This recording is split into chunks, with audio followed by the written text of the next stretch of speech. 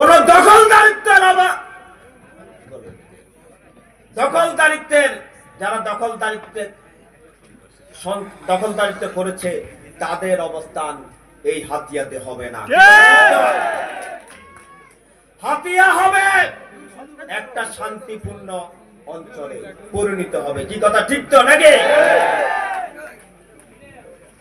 হাতিয়া ইনশাল্লাহ আপনাদেরকে কথা দিতে পারি, ইনশাল্লাহ যদি আগামী দিনে বিএনপি সরকার প্রতিষ্ঠিত হয়, বিএনপি সরকার গঠন করে, তবে আমি তো মনে করি বিএনপি সরকারই তো গঠন করবে। কি ঠিক না? কারণ বাংলাদেশের জনগণ তো বিএনপি পক্ষে, ঠিক তো নাকি?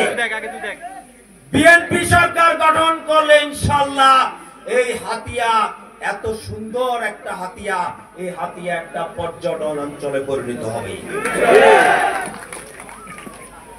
এই হাতিয়া আজকে আমি যখন ওই চেয়ারম্যান ঘাট থেকে এখানে আসতেছি, যাতায়াতের যে দুরবস্থা আমি দেখেছি, ইনশাআল্লাহ আমরা কথা দিতে পারি বিএনপি সরকার যদি সরকার গঠন করে সেই যাতায়াত ব্যবস্থা ইনশাআল্লাহ আমরা সুন্দরভাবে আমরা যাতায়াত